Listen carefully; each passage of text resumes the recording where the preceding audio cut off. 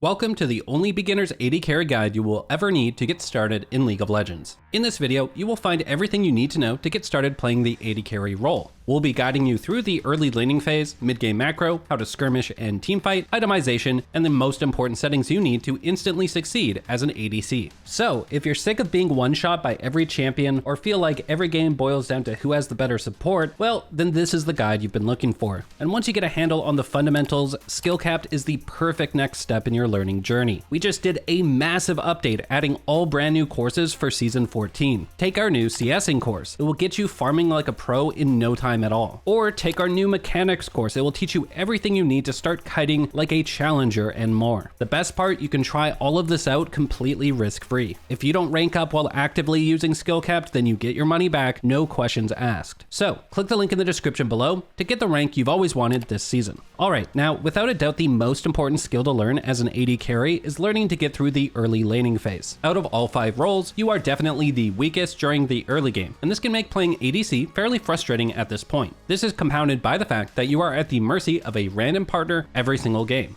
Not only are you at your weakest during those early levels, but on top of that, support and jungle are by far the most influential roles in the game at this point. So what that means is that in the 3v3s that are constantly going to be breaking out in bot lane, you have by far the least impact, and this can make the role very frustrating. This is the problem you're going to have to learn to deal with. You must go through this painful period where you're pretty weak every single game, and you're at the mercy of how well your teammates play. This does sound awful, but in reality, it isn't. Think about it. If we put expert AD carries in low elo or a normal game, they would still win the laning phase 99% of the time, regardless of their random teammates. Why is that? It's simple. ADC as a class can't really make things happen themselves. They've got no engage and mediocre damage early on. But the thing about League of Legends is that almost every play during that early game is based around minion waves, which you have complete control over. By managing them properly, you make the plays that do happen way more likely to go in your favor for you and your team. There are 3 strategies that you can play for in lane depending on what your primary goals are. You can either play for kills, lane pressure, or to neutralize your opponents. Based on what type of ADC you're playing and the support you're with, you will often find yourself wanting to constantly fight your opponents. Marksmen like Draven, Samira, Kai'Sa, when paired with supports like Leona, Nautilus, or Taric, fall under this category. These are fairly aggressive picks that like to go for kills early on. Of course, you can apply this on any champion if your primary intention is to score kills. Your goal will be to keep the wave towards your side of the lane or somewhere in the middle. The point here is that it gives you and your support plenty of room to work with to look for trades or all-in engages. The 2 wave tactics you can use to accomplish this is either slow pushing or freezing. Slow pushing is exactly what it sounds like. Your goal is to only hit minions at the last possible moment to last hit them for gold. This will very slowly push the minion wave. There's 2 reasons to do this. For starters, it keeps the wave in the middle of the lane for longer. As we said, this is your main goal since it allows you and your support to actually look for fights. The second reason is that you want to slowly build up a minion lead. Fighting around minions is a huge advantage early on. Not only do they add a lot of damage during low levels, but by having killed more minions, you will often find yourself at a level lead over your opponent. This is a big timing you can take advantage of that will almost guarantee that you win any fight. Due to these 2 reasons, slow pushing will often be your default strategy for aggressively trading and looking for fights in bot lane. That being said, freezing is another tactic you'll want to keep in mind. This happens whenever your own minion wave is being overpowered by the enemy wave. This achieves a similar result to slow pushing. By letting the enemy wave kill your own, you can effectively keep the wave stuck in the middle or closer to your side of the lane. This forces your opponent into an awkward situation. They either never walk up and keep missing golden experience due to the freeze, or they will eventually be forced to fight you to break the freeze. This is one of those reliable ways that you can force fights to happen even on this low agency role. Just do keep in mind that you can't force freezes every single game. Remember that a big point we made a little bit ago is fighting around bigger waves.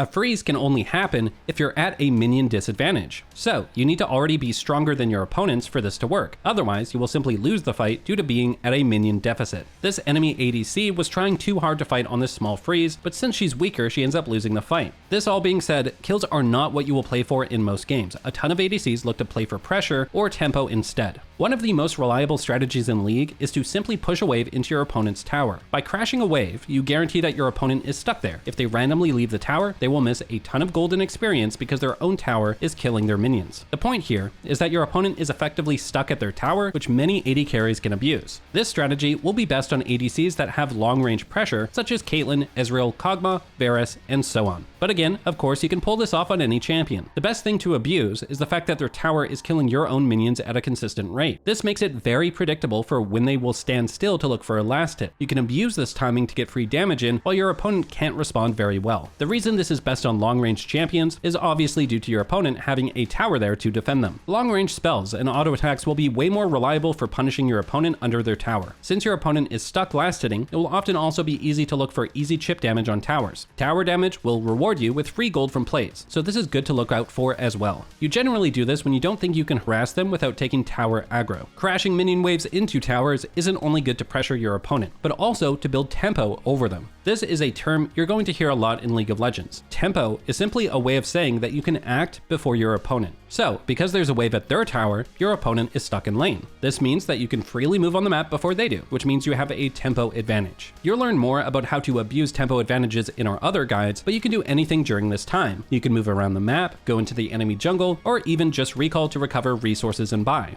Finally, there's a major concern that every ADC will eventually have to deal with: their support. A random support will have varying degrees of skill. You never know what you're going to get. You'll get players on random champions who literally abandon you the entire laning phase. Learning how to deal with this is probably one of the most important skills to learn as an AD carry. As you're playing the lane, if you start to notice that your support doesn't seem too good, they seem uncomfortable in the matchup, they're not helping you trade, or whatever else it may be, then you should probably try your best to hard push every single wave you can. It's a bit similar to our previous strategy, but you're not looking to get advantages out of this. The goal of pushing the wave aggressively is to make the lane as uninteractive as possible. With the minion advantage, your opponents have no choice but to back up and farm at their wave. This makes it so that no action is happening, so everyone in the lane is just farming minions. The important part to remember when doing this though, is that you want to prepare for the incoming wave by standing around here. As the enemy wave comes in, you instantly begin hitting it. The point is that you can hit the enemy wave first before they can hit yours. This will almost guarantee that you're able to get the push lead, letting you crash another wave. And if you crash that wave, the cycle repeats. You stand here, instantly push, etc. This is an extremely good way of neutralizing almost any matchup if you manage to do it. You won't get a lead, but you prevent your support from doing anything silly and losing the lane for you. By the way, this strategy is also good on strong late game marksmen like Sivir, Jinx, or Tristana. They all have really good pushing power, which lets them do this strategy easily. At the same time, they scale really well with items, so they're technically winning the matchup by going even. So if you play something that scales well, definitely look to do this strategy. Moving on from the laning phase, to understand how to play AD carry properly, we should probably talk about your biggest strengths and weaknesses as a class. When people think of AD carries though, they instinctively think about their biggest weakness, how squishy they are. This is very true. In a lot of your games, you will absolutely be blown up when your opponent looks at you even just for a moment. As frustrating as that is, you can definitely offset this by understanding your biggest strength as an ADC, which is uptime. Let's explain. There are some exceptions, but almost every single marksman shares these following characteristics. You're probably ranged, most of your damage comes from auto attacks, you are also unlikely to be overly reliant on mana or cooldowns. Yes, some AD carries are, but not nearly as reliant as other classes. And finally, most marksmen are able to pick up some form of lifesteal very reliably in their kit, either through items or runes. Basically, what this means is that unlike other classes, you never really have an off mode. For example, a mage has a point of weakness around their mana and cooldown. Melee champions have points of weakness around their range, health totals, and so on. ADCs, on the other hand, can always hit something at range, never run out of damage, and can permanently sustain through lifesteal. To put it simply, you have nearly 100% uptime and are almost always able to do something. This is by far your biggest strength as an ADC, and playing around it will give you the biggest chance for success. Let's break down how this relates to your mid-game macro, and then we'll talk about how to use it to duel, skirmish, and teamfight. Like we said, let's talk macro first. League is known as a strategy game, and with so many potential options for what to do, it can get overwhelming for a newer player. Thankfully, knowing what to do as an AD carry is actually fairly simple if you just follow a few general guidelines. Your main goal after the laning phase is really simple. You want to try your best to be hitting something as much as possible. That's it. Remember, you have the best uptime of any role in the game. What this means is that you want to maximize the amount of damage you're dealing to stuff on the map. That can be farming minion waves, jungle camps,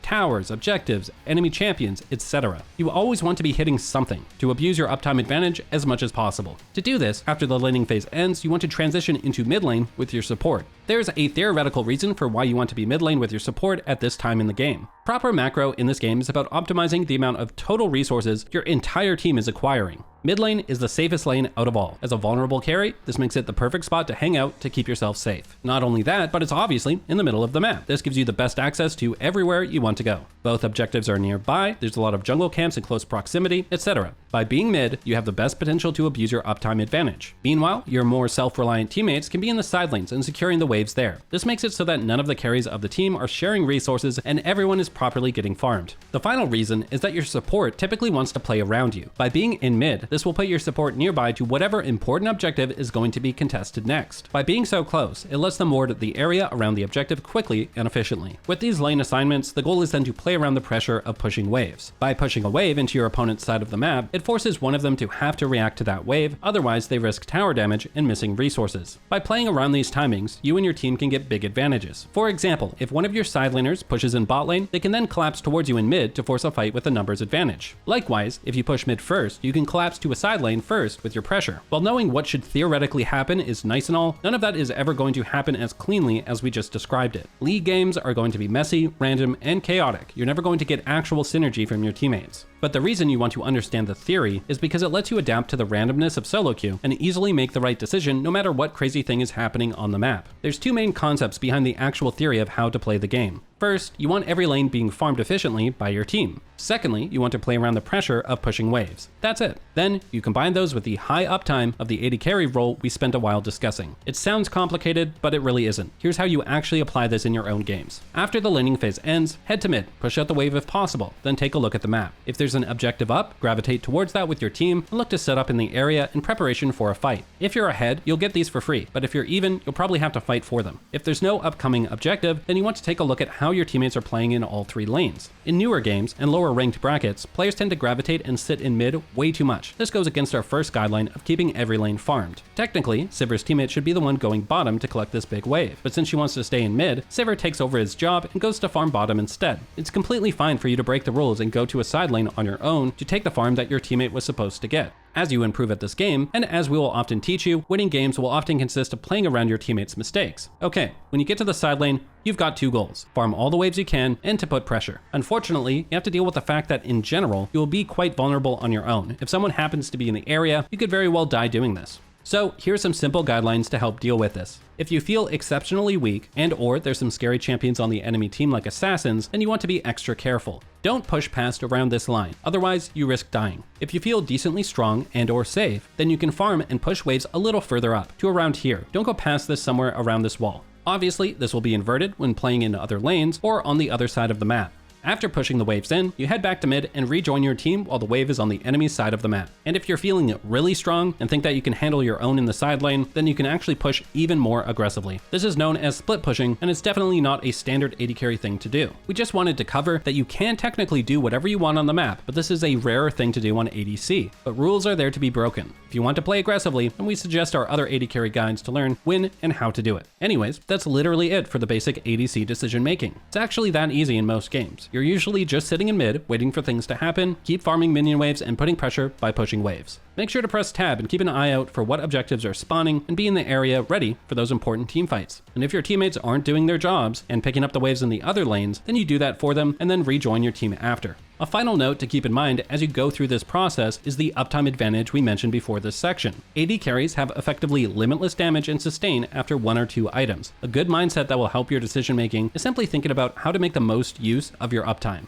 AD carries typically don't have a lot of playmaking potential on their own. Your biggest contributing strength as a champion will be your ability to collect resources better than any other role in the game. So, you ideally want to always be hitting something. As you move around the map, think about what gives you the most potential to make use of your DPS. As you go between lanes, farm every jungle camp along the way. Go to as many minion waves as possible. If you have nothing better to do, hit towers. Try to maximize how often you're hitting something. It will make you a better player very quickly. Now, while decision making is important for setting yourself up and getting stronger throughout a game, League of Legends is of course a PvP game. You will have to interact with the enemy team at some point, so let's talk about how to do that. We'll be honest, AD carry can definitely have its ups and downs. There will be countless games where another role will simply breathe on you and you'll instantly collapse and die. That being said, players generally underrate just how strong marksmen can be. Take a look at this AD carry. Her opponent is up 2 levels and is relatively strong, but she's still confident enough in her strength to camp this brush and look for a kill when he comes in close. Or this Varus, he's down 3 levels and is is really weak versus a fed enemy member, but he still knows he can take this fight and scare his opponents away. ADC is seen as this frail role, but that's because most players never learn the simple mindset that will help you win way more fights than before. Let's go back to our earlier point about uptime, as it's really critical here. In fights, every champion has a certain level of threat potential that they can dish out. Because you are an auto attack class though, your threat levels are actually pretty stable. Having an ability up or something may give you a bit more kill potential, but you will consistently have an average level of threat into most fights that you go into. Other roles, on the other hand, are way more spiky in fights in terms of their threat levels. Let's take a mage for example. Their initial threat is way higher than yours, but the second that they use all their abilities, their threat plummets to nearly zero. And as they get to 1 or 2 abilities coming off cooldown, their threat goes back up a bit and continues spiking up and down as they use their spells. So your goal in any encounter, whether you're dueling someone, skirmishing, or teamfighting, is to play around those dips in an enemy champion's threat. As an ADC, you almost never have a dip in threat. You are always able to deal damage due to your range and auto attacks, so you just need to wait for those moments when an enemy champion's threat level is eventually lower than yours. This is a perfect example. Varus and his support are winning lane at the moment when they're eventually ganked by the enemy jungler. At the start, Varus immediately runs away because the enemy jungler is a mage. Her threat level is really high at the beginning of a fight,